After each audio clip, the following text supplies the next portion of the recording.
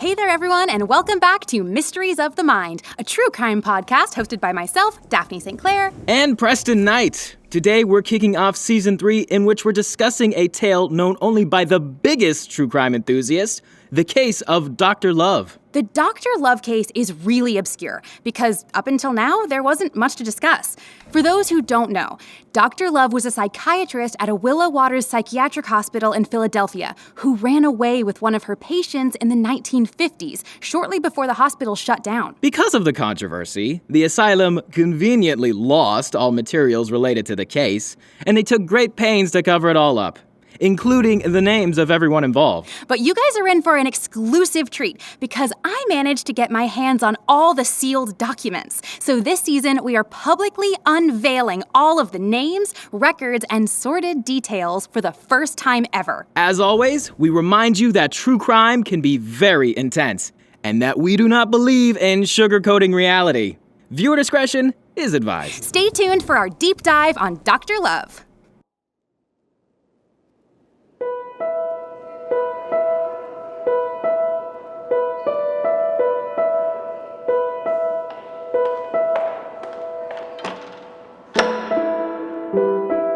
Maya Appavoo presents Dr. Love, an audio drama. Episode 1, The Doctor is In. A full list of themes, topics, and content warnings can be found in the episode description below.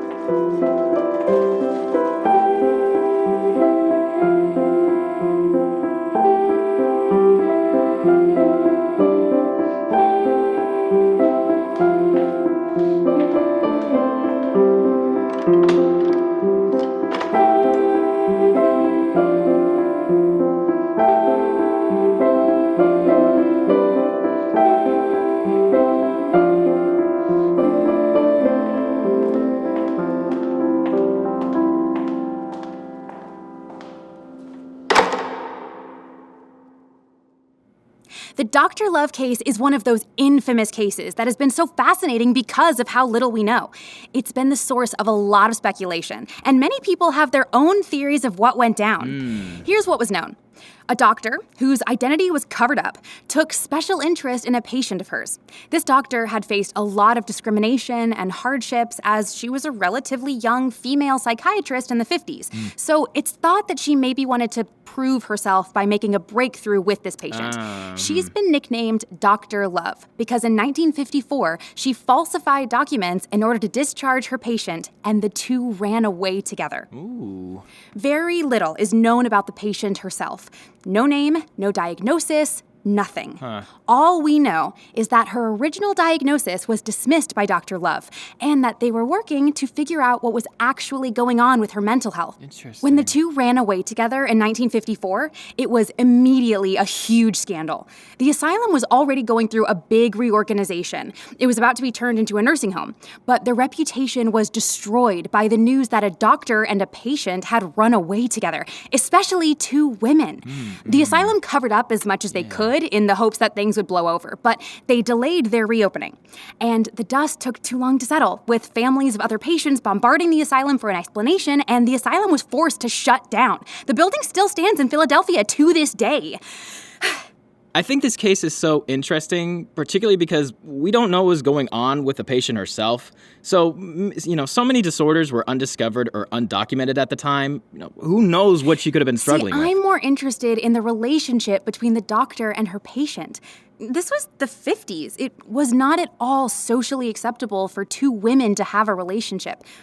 I know some people wonder if the doctor recognized that her patient wasn't sick, but queer, and broke her out. Homosexuality has been regarded as a mental illness by many cultures at many times. I wonder if that was part of why she was sent to the asylum, and something else was discovered during the course of her care. True enough. I guess we'll see. I guess we will. Can I get into how and what I discovered? Oh, of course. So recently, the last of the board of directors for Willow Waters Psychiatric Hospital passed away, and I was able to get in contact with the family and explained I had a special interest in the case. That didn't quite convince them to hand over sealed documents, so I told them that I'm a student and that I needed a unique, niche case study for an assignment in class. Good investigative work. Thank you. Anyways, I was able to get my hands on pretty much everything. Not just the medical files, but tapes of sessions, personal journals, news clippings, etc., etc., etc. Damn, Daphne. So for the first time ever, we get to reveal the names of Dr. Love and her patient here on Mysteries of the Mind. Are you ready? Hit us with it. Dr. Love was actually named Dr. Audrey Ann Burnett, born 1916, and her patient was Mrs. Hazel Mary Finley, born 1922. Hazel's original diagnosis, schizophrenia, was given to her in 1941, which she was medicated for until 1950, when she was transferred into Dr. Burnett's care after her previous doctor retired.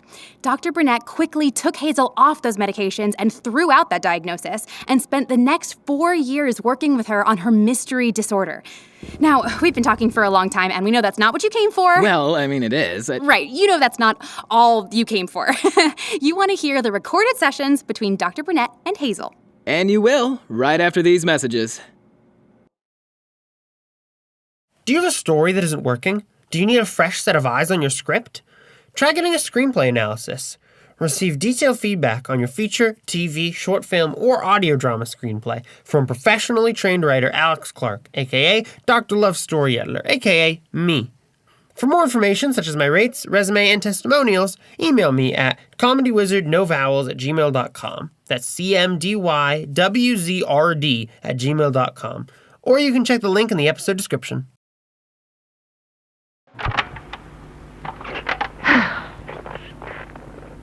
Mrs. Finley, nice to see you today. I don't know if you recall, I'm Dr. Burnett. We met last week during your last appointment with Dr. Nobody calls me Mrs. Finley anymore. What do you prefer? Hazel? Hazel. All right, Hazel. How are you this morning? Fine. Same as normal. That's good to hear. Do you remember our first meeting last week? Yes. Do you have any questions for me? Yes. What makes you think you can fix me? What do you mean by that? I've been here since I was 19. Wasn't even let out for my husband's funeral. I was too unstable. Dr. Green said I was too aggressive, unpredictable, and fragile, and that I had made no progress since I arrived. Still haven't. That must have been really hard. Can you tell me more about your relationship to your late husband? Really? So that was an excerpt from Dr. Burnett and Hazel's first private session together. Medical notes, and Dr. Burnett herself, indicate that they had met once before, but this was their first time speaking to one another directly. It's worth mentioning that Hazel's medical notes up until this point are not up to modern ethical standards. Do you have them? Yes, I do. The last copy of her chart before she was transferred to Dr. Burnett's care says, Mrs. Finley displays intense oppositional tendencies. She cannot be asked to complete even simple, enjoyable tasks. Well, I mean, that's not terrible. Oh, it gets worse. Mrs. Finley is prone to irrational emotional outbursts, many of which seem unfounded in reality.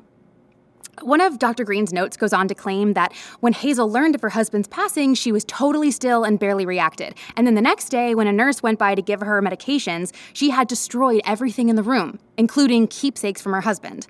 Mrs. Finley's destructive tendencies and near-constant hysterics are indicative of clinical insanity. Oh, wow. Fascinating. I think that conversation with Dr. Burnett was the first time someone gave her the opportunity to discuss how she actually felt about her husband. Intense aggression and emotional outbursts were understood to be signs of insanity at the time, but clearly Dr. Green wasn't doing much to help Hazel manage that. And he refers to Hazel as hysterical, which has been used against women since the beginning of time, right? Like, of course she wasn't getting better. Her doctor didn't seem to be on her side. No wonder she's so rude to Dr. Burnett at the start of that session. Yeah. Do you want to talk about what you're seeing from Hazel in that clip? Well, I think it's difficult to ascertain much of anything from just a couple minutes of audio, but my preliminary guess would be depression. Really? It was very typical of the 1950s housewife to be, downtrodden or overworked. Intense emotional outbursts or sudden destructive episodes aren't unheard of in depression patients. I think Dr. Burnett giving Hazel the opportunity to speak about it for the first time, especially asking about her husband, whose death I assume triggered an even worse episode, probably made a huge impact on Hazel. I wouldn't be surprised if she stopped acting out because of it. Okay. Cool. Okay, can I read you Dr. Burnett's notes about their session? Oh, please do. So as a note to the audience, because you can't see these, Dr. Burnett's notes are barely legible. Like, this is what they mean when they say chicken scratch. Anyway, here's what Dr. Burnett had to say about her first appointment with Hazel. Mrs. Finley, Hazel, as she prefers, was pleasant during our session. She was quiet and irritated at the very start, but then spoke fondly of her late husband, describing him as her dearest friend. Let's skip ahead a bit. She does show signs of schizophrenia, as Dr. Green indicated in Hazel's chart. She told me about aggressive outbursts she'd had recently. Hazel indicated that she had experienced more outbursts recently as her routine was changing, and preemptively apologized for anything she might say or do irrationally. Hazel is alarmingly self-aware and demonstrates an ability to reflect upon her actions and can somewhat understand what causes them. Throughout our session, she rarely looked at me. While listening to me speak, she would often look at the ground or pick at loose threads on her clothing. While speaking, she would often look at the wall behind my head. I have not seen this eye contact aversion or self-awareness in other schizophrenic patients, but perhaps this is a personality quirk of Hazel's. Next couple paragraphs are unreadable, but then, Hazel shows signs of wanting to improve, which tells me she is capable of improvement with the right care. It sounds to me like, for Dr. Burnett, this was more than just a case. Oh, I agree. But more a puzzle to be solved. Huh? Oh, Daphne. It's clear that Dr. Burnett saw Hazel's case as a unique challenge. Something to break up the monotony of her other patients. Hazel's treatment plan was a puzzle, and she wanted to put all the right pieces together. It's about pride and prestige. Wrong. This is the start of Dr. Burnett falling in love with her. She's attentive, she's caring. She's a doctor. That's her job. She was paying attention to eye contact. There's literally no reason for a doctor to look a patient in the eyes, unless there's something wrong with their eyes. Or unless that patient is being treated for paranoia or schizophrenia. Dr. Green didn't pay attention to Hazel's eye contact. I thought we agreed that Dr. Green was a bad doctor. We didn't say that. Okay, what I'm saying is that Dr. Burnett was unusually detail-oriented. Okay, here, let me roll the next clip for you. You'll see. You seem a little unfocused today. Would you like to wrap up early? No, I'm all right. I didn't sleep very well. Is that typical? I usually have a hard time falling asleep, or I wake up a lot during the night. Do you have nightmares? No. I don't recall my dreams often. Oh, maybe I should try to take a nap. Sleep is one of the best medicines. Hazel, are you all right? Thank you. What for? For caring. Oh, Hazel, you have nothing to thank me for. You are more than worthy of my attention and care. To be frank, this has been one of the more pleasant and interesting parts of my day. I'll leave you to it. Have a good afternoon, Hazel. Same to you. See? Okay, whatever. Are there any more of Dr. Burnett's notes on that session? Oh, yes. Okay. In speaking about her late husband, Hazel would rapidly go from wistful to devastated. Hazel has been alone for the past 6 years. She indicated growing aggressive outbursts after the passing of her husband that caused her previous care team to recommend extensive privacy. Hazel is wary of new people, but seems eager to form a meaningful connection. In my professional opinion, her grief and loneliness has exacerbated her other symptoms. The psychology of grief was only really studied in the 80s and 90s, so I don't blame Dr. Burnett for being unaware of this, but to me, it sounds like Hazel was stuck in the anger stage, likely due to her depression. Most psychology texts state that a mentally sound and secure person moves through the 5 stages of grief within 1 year, reaching acceptance around 14 to 18 months after the death of a loved one. Really? Oh, yeah, so Hazel being stuck in the anger stage so many years after the death of her husband, a death she should have started to accept the moment he was, you said he fought in World War II. Yes, he was drafted. The moment he was drafted, she should have started to mourn and grow to accept his eventual passing. That's life. That's war. But Hazel seemed ill-equipped for that inevitability. Yeah, I don't think her previous doctor helped her process her anger at all. No, but therapy isn't the job of a psychiatrist. Clearly, though, Dr. Burnett was willing to do that for Hazel. So I also wanted to bring up that in Dr. Burnett's notes of that session, she points out that Hazel describes her late husband as her dearest friend. So I think all marriages should be with someone you describe as your best friend. Do we think that that was a part of why Hazel had such a difficult time coping with his passing? He'd committed her to an asylum and was, to my understanding at least, her only remaining family. She lost her best friend, her husband, and her entire family all at once. Yeah, I think that feeling of loneliness can really exacerbate other troubles. Oh, speaking of, let's listen to this next clip. Okay, this one is from their next session. There it is. Demoralizing, I think, to feel so separated from the other patients. I always feel like I'm on the outside looking in. I felt like that in my marriage. When we would go spend time with my in-laws, I never fit in, and never was able to understand why they thought certain habits of mine were so strange. Such as? Well, Sorry to interrupt. Dr. Burnett, you're needed for a patient emergency. I'm sorry, Hazel. We'll have to pick this up later. What? No, you can't go right now. Our appointment's until noon.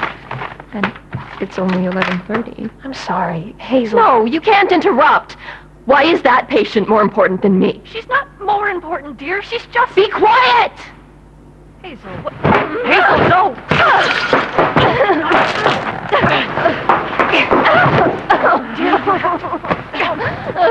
Please, Hazel, wait. Ow! Permission to sedate? Give her 20 cc's. No. No.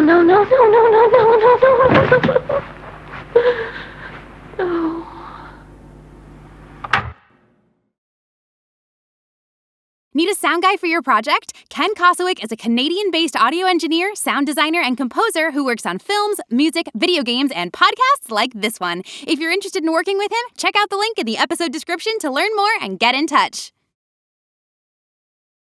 Curious about the Patreon page Daphne and Preston keep referencing? Well, we've got bonus content over on the Dr. Love Ko-fi. If you're interested in ad-free episodes, all the scripts, exclusive content, and more, check out the link in the description to head to our website for more information.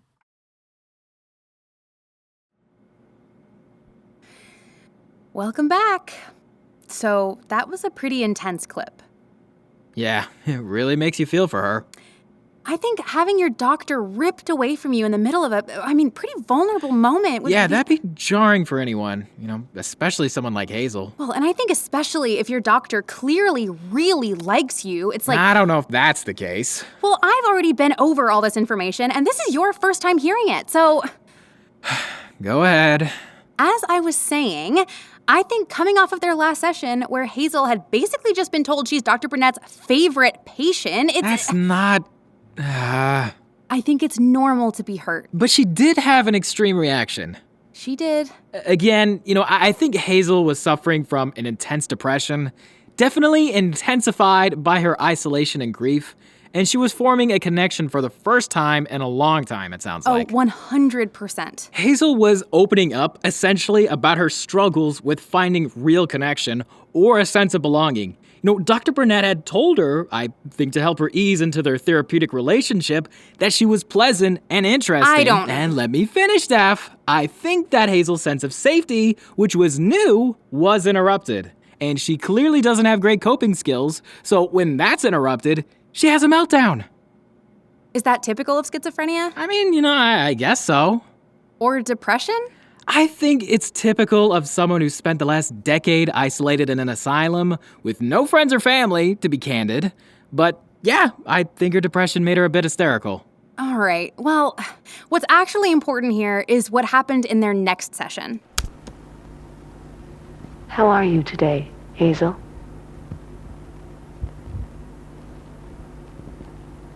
Did you sleep well?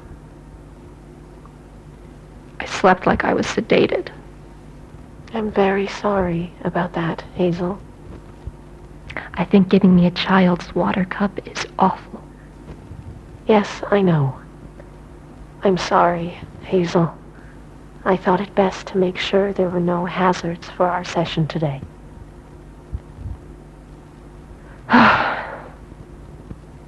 You know, Hazel, I think you show incredible promise.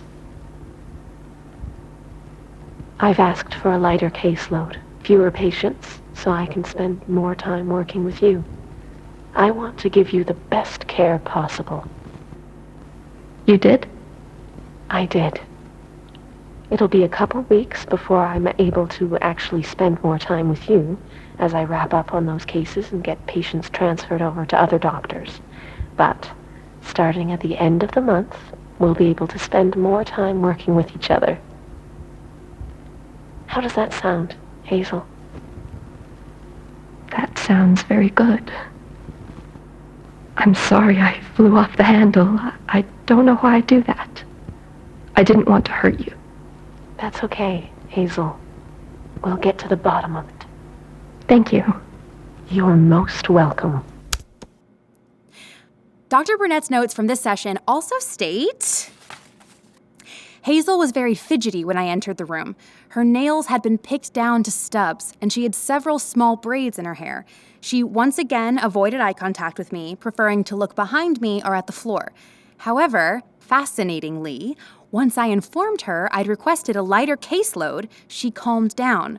Her hands stilled, and she made eye contact with me for just a second. Interesting. I believe this is something more interesting, or rather more complicated, than schizophrenia. Hazel has mentioned no hallucinations or delusions, but displays many other symptoms. I intend on moving forward with a med review. You see, this is where I think Hazel's behavior has more to do with what she's been through and what she's been dealing with up until this point. I disagree.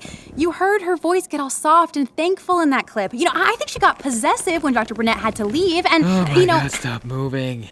People are gonna think you're farting. Oh, gosh. Okay, no. Ow, sorry, folks. That's our old-ass couch. What was it? Oh, I just think a valuable part of the psychoanalysis is how she feels towards her doctor. All right, well, I guess you've already heard most of this, so I'll just give you my thoughts as they come up. Thank you. I do think you have an interesting perspective on this. I mean, yours is all right too, I guess. Okay, so I think that this clip in particular is what could have kicked off their eventual romance. I could see that. It seems like there's a fondness on both sides. I do think that Hazel is mostly appreciative because it reinforces that feeling of safety and security. Yeah, I think she feels a real connection. And for the first time in a long time, and, being told that Dr. Burnett is going to invest more time into her, it must have been a huge relief after so much abandonment. Oh, for sure. Well, that does it for us this week. Please join us next week as we continue unraveling this story. Maybe I'll even speculate on their attachment styles. Oh my gosh, please do. We'll also be getting into Hazel's first depressive episode under Dr. Burnett's care. Oh, that'll be fascinating. I've been Daphne, our hopeless romantic. And I've been Preston, our psychology nerd. Thanks for tuning in to Mysteries of the Mind. We'll see you all next week. Bye!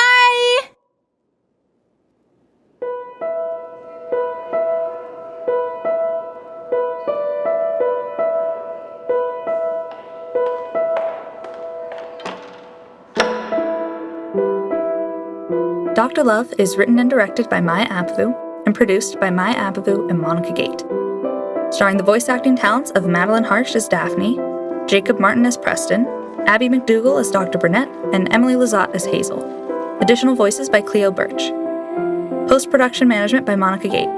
Sound design for this episode by Ken Koswick and music by Ken Koswick. full list of credits and disclaimers can be found in the episode description or on our website, appoova.ca/portfolio/doctorlove. Follow us on social media. We are at doctorlovepod on everything. Dr. Love is supported by the Edmonton Arts Council and the City of Edmonton. Thank you for listening.